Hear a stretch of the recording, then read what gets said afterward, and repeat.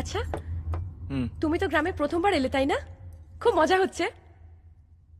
হ্যাঁ, কিন্তু মা এখানে হলে আরো ভালো হতো। বড় মাকে এখানে আনার একটাই উপায় আছে। সেটা কি? তুমি বিয়ে করে নাও।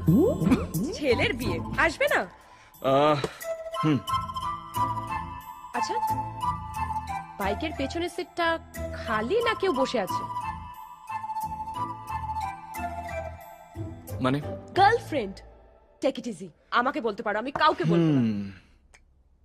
ছিল একটা কলেজে, কিন্তু আই থিংক ওর এখন বিয়ে হয়ে গেছে। দেখ, ওটাকে আবার প্রেম বলে নাকি? ওটাকে ইট পাতা বলে। ওরকম ইট আমার পেছনে 10-15টা পাতা আছে। Sorry sorry. আচ্ছা, তুমি মনে মনে কিছু ঠিক করেছো? তোমার কি এরকম মেয়ে পছন্দ?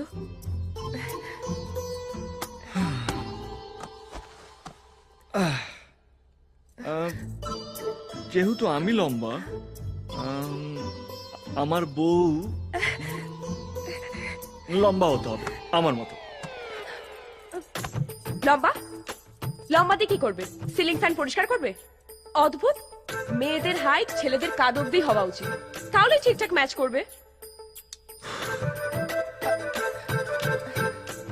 আচ্ছা ঠিক আছে, আর কিছু? শিক্ষিত।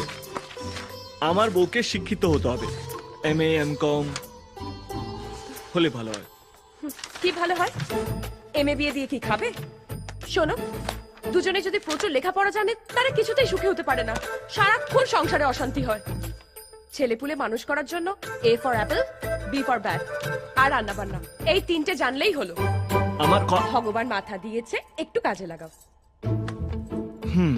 2-4টে শালি হলে ভালো হয়, তাহলে একটু আদর যত্নটা বেশি পাওয়া যায়। বুঝেছি, তুমি গাছেরও খাবে তলারও কুড়োবে। তোমাকে ভালো ভেবেছিলাম, তোমারও সেই একই দোষ। আরে বাবা, চোখের সামনে প্লেট সাজানো আছে, তার দিকে দেখো, অন্যের প্লেটের দিকে কেন দেখো? দেখ, পুরো জল ঢেলে দিল।